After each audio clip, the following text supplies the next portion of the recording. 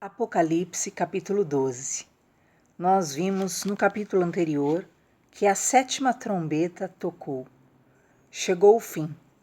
Passou o longo conflito e, de repente, nós somos levados para depois do juízo, Aonde todo o propósito de Deus, que foi estabelecido ali nos tempos, nas profecias, em todos os séculos e anos, alcança realmente a consumação aqui no capítulo 7.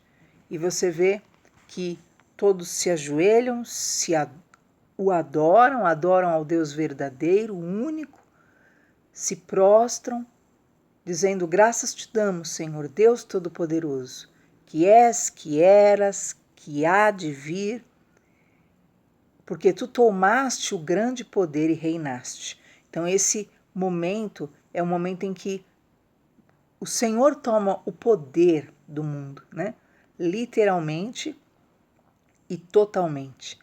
Até então o mundo jaz no maligno. Até então Satanás é o príncipe deste século. Ele é o Deus desse século. Ele é o que tem sido, comanda, este mundo através do sistema, através daquilo que são as inclinações até humanas. Mas então, finda-se os 7 anos e Jesus vem e toma o poder das mãos de Satanás. Toma o poder. Nesse momento, a besta e o falso profeta são lançados no lago de fogo e Satanás é preso. Nós vamos ver daqui a pouco. Ele será preso durante os 1000 anos em que Cristo reinará em Jerusalém, aonde foi lido: os reinos do mundo vieram a ser do nosso Senhor e do seu Cristo, e ele reinará para todo sempre. Então, literalmente, Jesus reinará de Jerusalém sobre o mundo inteiro. Então, finalmente, será um reino de justiça, um reino realmente de paz, um reino onde haverá a intervenção direta e contínua de Deus em todas as áreas, onde haverão leis realmente dignas e justas, que não tem o intuito de privilegiar, mas realmente de fazer o que é devido sobre as nações. Nesse momento, é o momento em que Cristo dá o galardão aos profetas, aos seus servos, aos seus santos, aos que temem o seu nome, pequenos e grandes. E é o momento em que serão destruídos aqueles que destroem a terra. Então, percebam uma coisa, há um momento em que Cristo, ele retribuirá, recompensará os seus. Lembra que a Bíblia fala sobre o tribunal de Cristo. O tribunal de Cristo é diferente do grande trono branco.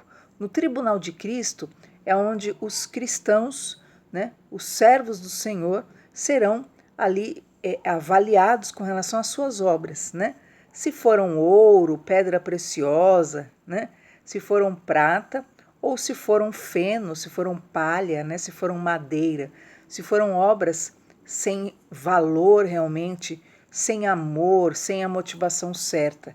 E diz que as obras de cada um de nós passam pelo fogo. E nesse momento, aqueles que fizeram por Deus, pela obra, por amor ao próximo, realmente visando o bem-estar alheio, com sinceridade, para agradar a Deus, estes receberão o galardão. E aqui nós vemos esse momento, que é quando Jesus volta, depois dos 7 anos, não esqueçam, ele volta e ele vence ali aquele que é o anticristo, a besta, só com o sopro da sua boca, ele destrona, esse poder maligno que estará na terra, e então ocorrerá esse julgamento, julgamento não, porque quem crê em Jesus não será julgado, Quem crê em Jesus está salvo, está justificado pelo sangue de Jesus, mas aqueles que creem em Jesus e morreram e se lavaram, lembra? com as vestes, né, com o sangue do Cordeiro, e foram vestidos com vestiduras brancas, são pessoas que são perdoadas. Você que acredita em Jesus, você recebe o perdão dos seus pecados. Então, esse é o momento em que há o momento do galardão, da recompensa que o Senhor dará aos seus, né? Como disse o versículo 18, capítulo 11. Tempo de dar galardão aos profetas, aos servos, aos santos, aos que temem o seu nome, pequenos e grandes. E abriu-se no céu o templo de Deus, e a arca da sua aliança foi vista no seu templo, e houve relâmpagos e vozes e trovões, terremotos e grande saraiva. Então, no momento daquilo que é Jesus tomando definitivamente, literalmente e materialmente, fisicamente o reino, hoje, né, o reino de Cristo já está na terra, no âmbito espiritual. Cristo já é o Rei, Cristo já é Senhor.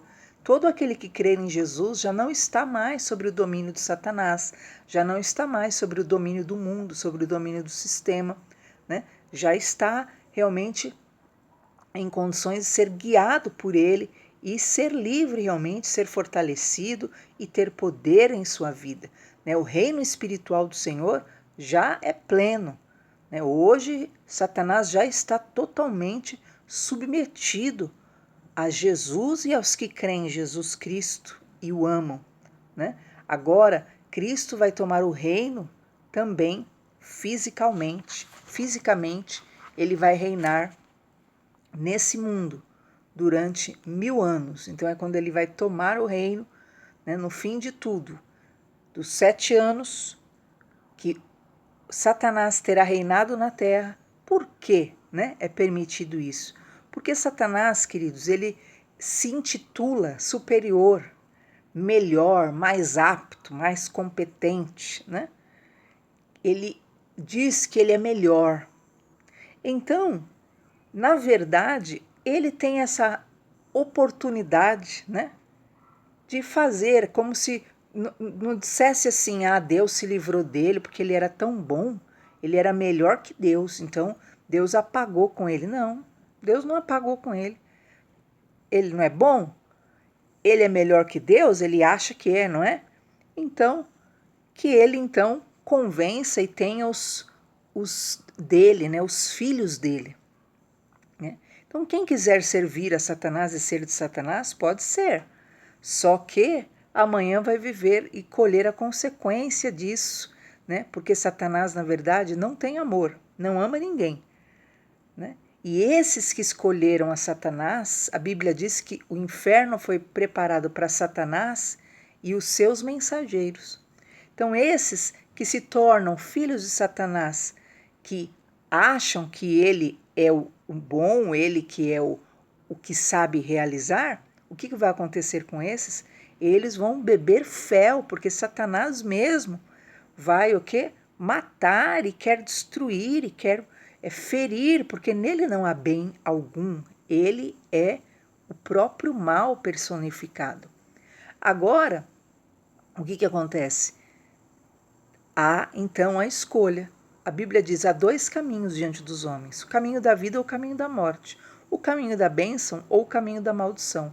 Não tem neutralidade no mundo espiritual. Se você não entregar a sua vida para Deus, Satanás rouba a tua vida. Como assim?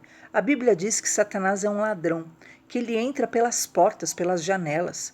Ele não espera. Muitos que seguem ou servem a Satanás, não é que declaram que querem a Satanás, não. Os satanistas são o que? 0,1% na Terra, aqueles que conscientemente, né, se curvam e o seguem. Porém, Satanás entra pelas portas, né, pelos olhos, no sentido da cobiça ao mundo, à luxúria, né, daquilo que é as portas da tua alma, que ele vê brechas e oportunidades. Para quê? Para seduzir, para realmente te enveredar pelo caminho das trevas. Por isso, ou você, né, pertence ao Senhor, mas eu tenho fé em Deus. Eu tive uma vez síndrome de pânico. Quem já teve sabe quão terrível é isso. Eu tinha, acho que 13 anos. E eu não tinha entregado a minha vida a Jesus. Embora eu amasse Jesus. Jesus sempre foi o meu único Deus. Eu sempre quis só Jesus. Mas eu não tinha entregado a minha vida para Ele. Para mim, amá-lo simplesmente era tudo.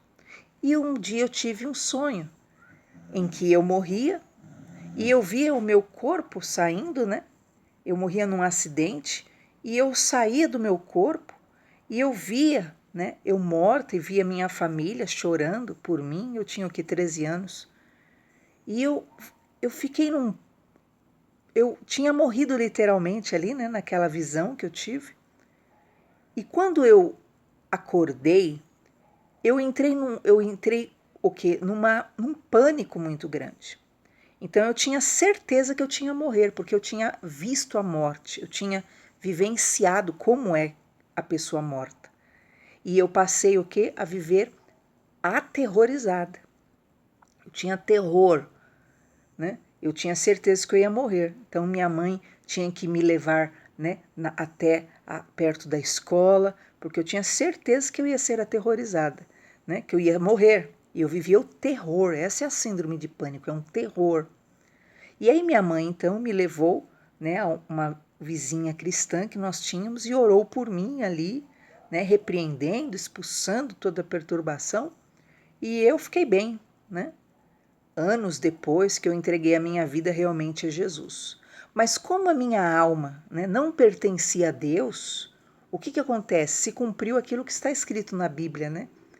Que quem não o tem vive debaixo dos terrores desse mundo. E é isso. Se você não é de Deus, se você não entrega, o que é a entrega? A Bíblia diz: se com a tua boca confessares a Jesus Cristo como Senhor e em teu coração creres que Deus o ressuscitou dentre os mortos, você será salvo. Então, a necessidade dessa confissão pública, né? Como nós vimos também que há 3 coisas que testificam sobre o ser humano na terra, que é a água que nós vimos, o Espírito, né? Como disse o apóstolo João, e o sangue. Então, para testemunhar que você é do Senhor Jesus, é fundamental, né? Você buscar o Espírito Santo, porque ele é um selo, ele vai fechar teu corpo literalmente, e você pertencerá só ao Senhor, né? Você crer no poder do sangue de Jesus que foi vertido na cruz e também aquilo que é o batismo nas águas, você sepultar, né, a velha criatura. E nós vimos aqui, nós acabamos de ler na palavra do Senhor, que esse dia é o dia que o Senhor realmente toma o poder e aqueles que são dele serão o que? Recompensados, aqueles que entregaram a sua vida a ele. E os que destruíram a terra. O que é destruir a terra? Você é terra, né? Paulo também falou sobre isso. Quem destrói o seu corpo, né, Deus o destruirá. Você que destrói a si mesmo, destrói o seu corpo, você está, na verdade, pecando contra o templo do Espírito Santo de Deus. Então nós vimos, né, que Cristo toma o poder depois de ter dado toda a chance, né, de Satanás, então já que se julgava bom, né, ter atraído aos seus, só que 99% da população em todos os séculos, em sã consciência, sabem, na verdade, que Satanás não é apto, né, para governar sobre a vida de ninguém, porque ele não tem amor. Amor é Deus, quem ama é Deus. E toda a população, até os que são enganados por ele, na verdade, querem a Deus, né? Amam a Deus, embora muitas vezes sigam enganadamente, iludidamente os caminhos dele. Então, assim, encerra os 7 anos, na verdade, que é esse período, né? Foi dado o poder ao anticristo, né, a Satanás de reinar. O que ele criou? Ele criou uma grande destruição terríveis mortes, serão os piores anos e mais atormentadores e mais tristes da face da terra, comprovando, na verdade, aquilo que Satanás não tem competência alguma, né, de reinar. Então percebemos que depois desses 7 anos de um governo, né, fracassado, né, porque Satanás vai fracassar completamente no seu governo, matando, destruindo, acabando com todo mundo, né, gerando só destruição. Então Jesus vem para tomar o poder definitivo das mãos dele, mostrando para ele a incompetência dele, né? Ele está ciente realmente de que ele não é apto, ele não é Deus, ele não tem, né, 0,1 daquilo que é a capacidade do Todo-Poderoso em administrar, em governar em prol realmente da humanidade. Iniciamos então o capítulo 12, aonde João tem uma visão agora de um outro período, um outro tempo, e diz: E viu-se um grande sinal no céu, uma mulher vestida de sol, tendo a lua. Este grande sinal que João vê agora é de um outro tempo, um grande sinal no céu, uma mulher vestida de sol. O que é alguém vestido de sol? Quem é o sol da justiça? Esse momento tipifica Israel e ou, né, aquilo que é a igreja do Senhor Jesus Cristo. E nós veremos, na verdade, como associados os dois realmente têm as mesmas características, porque o Senhor é quem cobre a sua igreja. O sol é um dos maiores astros, mais, né, resplandecentes, gloriosos realmente sobre a terra, e reveste, né, aquela mulher, simbolizando o Deus eterno que veste, né, que cobre a sua igreja. Tem a lua debaixo dos seus pés, então realmente ela tem subordinado a si todo o poder, toda a glória que o Senhor lhe submeteu. Uma coroa de 12 estrelas sobre a sua cabeça. Então, na verdade, assim como Israel tem o quê? Aqueles 12 tribos, né, que são a sua glória, a igreja do Senhor Jesus teve o seu início e a sua dispensação e o seu atuar através dos 12 apóstolos. Então, essa mulher que João vê, né, coberta, vestida de sol, que tem essa coroa de 12 estrelas sobre a sua cabeça, tipifica também a igreja de Jesus Cristo. E diz então, assim como Israel, e ela estava grávida e com dores de parto, e gritava com ânsias de dar à luz. Esta mulher que estava grávida, que estava prestes realmente a gerar, né? Estava prestes realmente a tornar realidade aquilo que estava na sua entranha, né? Ela gemia, ela gritava pelas dores, e você vai ver que Jesus disse, né, que as dores de parto ela vêm imensas, mas não se compara à glória depois do que nasce, né? A alegria pelo que nasce realmente é superior às dores enfrentadas. E aqui nós vemos que tipifica esse período realmente de grande tribulação. Por quê? Porque a igreja do Senhor Jesus e o próprio Israel de Deus, que é Jerusalém, passará por aflições terríveis, tanto que a Bíblia diz que nunca houve angústia como haverá nesse tempo do período da grande tribulação. É uma angústia nunca vista nem imaginada na face da terra. Então, a igreja do Senhor Jesus realmente sentirá essas dores, essas ânsias, né, até que nasça realmente, né, aquilo que é a promessa, aquilo que é a vontade de Deus sobre o mundo. Então haverá dores, haverá realmente, né, essa quanto mais próximo estiver do nascimento do filho, o que acontece? maior é a dor, não é verdade? E assim ocorrerá na igreja.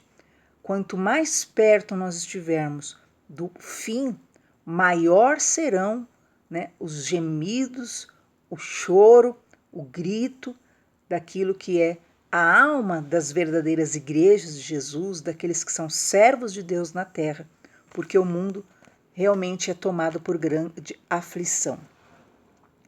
E viu-se outro sinal no céu, e eis que era um grande dragão vermelho, que tinha 7 cabeças e 10 chifres, e sobre as suas cabeças 7 diademas. E então João vê aquela mulher que simboliza a igreja, que simboliza Israel, né, em dores, até que nascesse, né, aquele que é a promessa do Senhor para ela, né? E do outro lado ele vê um grande dragão que na verdade claramente tipifica Satanás, com os seus modos variados de atuação, né, com as suas 7 cabeças, com os seus 10 chifres, que são os poderes, né, as forças que ele usa realmente para destruir a humanidade, né, através de homens, através de pecados, através de forças, né, o chifre é a força, e, né, nós podemos colocar aí, né, através daquilo que é os meios que Satanás tem vencido no decorrer, né, dos anos sobre as pessoas, sobre o sistema, né, através da ganância, através da luxúria, através da fornicação, através da corrupção, através de assassinatos, através da religiosidade, através do adultério, através daquilo que é a fornicação e toda aquelas forças maiores, né, que nós vemos atuando fortemente no mundo, são armas, né, são chifres, né, que Satanás usa realmente para ferir a humanidade, para ferir o mundo, para atacar o sistema. E nós vemos aqui se manifestando realmente toda essa malignidade que há realmente no inferno. Então nós vemos aí aquilo que é o domínio de Satanás, como o príncipe desse mundo caído. O modo que ele atua e como ele reina, as pretensões de domínio universal que ele usa, os esforços que ele realmente utiliza para realizar isso. Ele é o Deus deste século, diz a palavra do Senhor, mas não é o Deus eterno. Ele não é o Deus único, Deus verdadeiro, Deus criador. Ele não é onipresente, ele não é onipresente, onisciente, onipotente, né? Ele é um ser poderoso criado pelo Senhor, só que ele é criado, né? Deus é eterno. Não há 2 deuses, Deus e o diabo. Só há um Deus. O diabo é um poderoso príncipe do mal. Deus, em sua sabedoria, por alguma razão que escapa à nossa compreensão, permitiu que ele afligisse por um pouco, mas a condenação dele será inevitável. Por isso, ele teme o nome de Cristo. E nós vemos aí que esse dragão é vermelho, e realmente demonstrando a natureza assassina, que o próprio Jesus disse que ele é homicida desde o princípio e mentiroso. O assassinato é a arma de Satanás. Como nós vimos já na palavra de Deus em momentos anteriores. Diz então que ele com sua cauda levou após si a 1/3 das estrelas dos céus. E nós sabemos, né, que quando Satanás ele se rebelou contra Deus, ele levou após si 1/3 dos anjos. Ele conseguiu enganar, ele conseguiu seduzir, ele conseguiu dizer que na verdade com ele seria muito melhor as coisas. E infelizmente 1/3 seguiu após Satanás. E diz então que e lançou-se sobre a terra, e o dragão parou diante da mulher que havia de dar à luz, para que, dando ela à luz, lhe tragasse o filho. Nós vemos nesse momento aquilo que é a tipologia de Maria, que quando Jesus estava prestes a nascer, todos os meios e métodos que ele usou para o quê? Matar a Jesus, lembra? Que foi dada a ordem que se matassem todos os primogênitos na época de Moisés, e na época de Jesus todos os meninos até 2 anos seriam mortos. Então, nesse momento, nós vemos essa tipologia com relação a Maria, que ele tentou o que? Matar no nascedouro a Jesus Cristo. E ele parou diante da mulher, que simboliza aqui Maria, que estava prestes a dar à luz, para que antes que nascesse esse filho, ele pudesse o quê? Tragar, né? Matar esse filho. E não conseguindo, ele tentou o quê? Depois. E essa figura não é só de Maria, essa figura também é da igreja. Eu, você como igreja. Ele para diante da igreja, a fim o quê? De impedir o nascimento daquilo que é a promessa de Deus para nós, aquilo que é o nascimento daquilo que é gerado no nosso interior, no nosso ventre espiritual, pela vontade de Deus. Então você, igreja de Cristo, Deus colocou semente no teu coração, né? Nós somos nascidos de Deus. Você tem promessas do Senhor na sua vida, tem aquilo que é a eternidade por alcançar com Deus, de ser um rei, de ser um sacerdote, de ser um servo do Senhor para sempre, viver diante do Senhor. Mas Satanás para diante dessa mulher, dessa igreja, que é você, que sou eu, né? Que é cada um que crê no Senhor Jesus, para tentar impedir que nasça esse filho, mas ele tenta tragar, né? Tragar o que? A tua fé, tragar o que? A tua esperança, tragar o que? Aquilo que é a semente de Deus em você, para quê? Para que não nasça aquilo que é a promessa do Senhor na tua vida, de você ter a vida eterna, de você se tornar alguém semelhante a Jesus Cristo, de você se tornar alguém eterno, de você se tornar alguém superior a Ele, porque Ele é um ser espiritual, mas Ele caiu, Ele abriu mão de tudo e Ele foi lançado por terra. Mas o Senhor tem essa promessa e Ele quer fazer isso conosco, nos tornar seres espirituais eternos, de luz, de vida e realmente, né, pessoas que terão o quê? Uma alma, um espírito eterno e abençoados. Mas Ele quer o quê? Matar isso no seio ainda da igreja. Então não perca a sua fé, não perca aquilo que é realmente o projeto e a visão de Deus para você. Diz então a palavra do Senhor, regressando para a tipologia de Maria, e deu à luz um filho, homem que há de reger todas as nações, com vara de ferro. Então Satanás não conseguiu matar Jesus no ventre, não conseguiu matar Jesus assim que ele nasceu, né, no ventre daquela virgem, e este nasceu com poder, com força, capacidade para reger as nações, com vara de ferro, com autoridade. E este filho foi arrebatado para Deus e para o seu trono. Como ocorre isso? Cristo, depois de morto, ele foi ressuscitado e Deus o toma para si, e hoje ele está assentado à direita de Deus. E é este Jesus Cristo que nasceu do ventre de uma mulher virgem, este Jesus Cristo que tem todo o poder e há de reger todas as nações. Hoje é um presidente aqui, outro presidente ali, né? Amanhã virá um governo mundial do anticristo, que será um homem realmente que não tem aquilo que é o amor, a justiça, a verdade.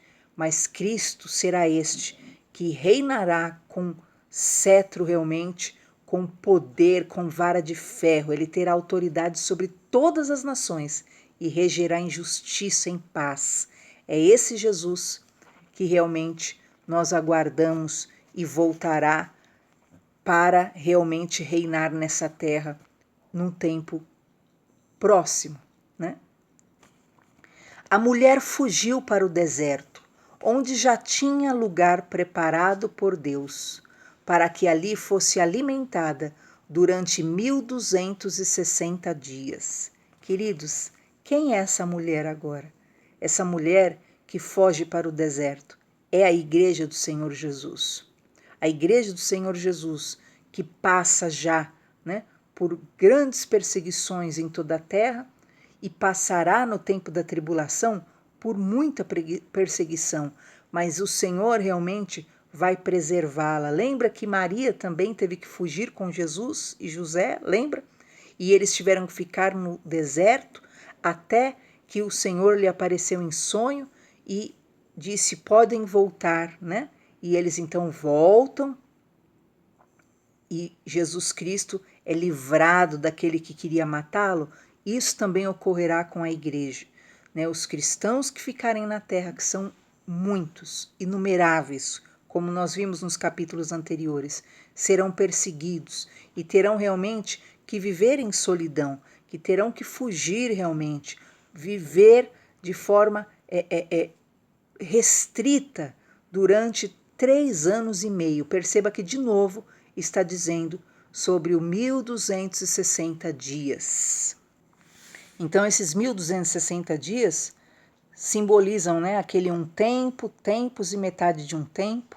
Essa expressão significa um ano, anos e metade de um ano, ou seja, 3 anos e meio. É o mesmo que 42 meses, 3 anos e meio são 42 meses, os quais, sendo de 30 dias cada, somam 1260 dias. A mulher esteve no deserto 3 anos e meio, 1260 dias. A cidade santa foi pisada durante 42 meses. Lá no capítulo 11 nós vamos ver. As duas testemunhas que nós vimos profetizaram 1260 dias, vestidas de saco. Por quê? Lembra que a cidade vai ser pisada, a cidade santa que é Jerusalém, enquanto a mulher, que é a igreja, estará no deserto. Jerusalém estará ali, né, sendo vilipendiada, profanada, as duas testemunhas profetizando, vestido de roupa de saco, durante esses 3 anos e meio. Vai deitar.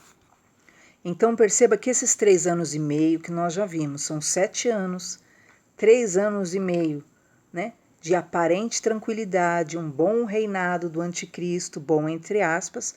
Os outros 3 anos e meio é só perseguição, é só tribulação, né, sobre Israel, sobre a igreja de Jesus, que será perseguida ferozmente e precisará realmente ser preservada.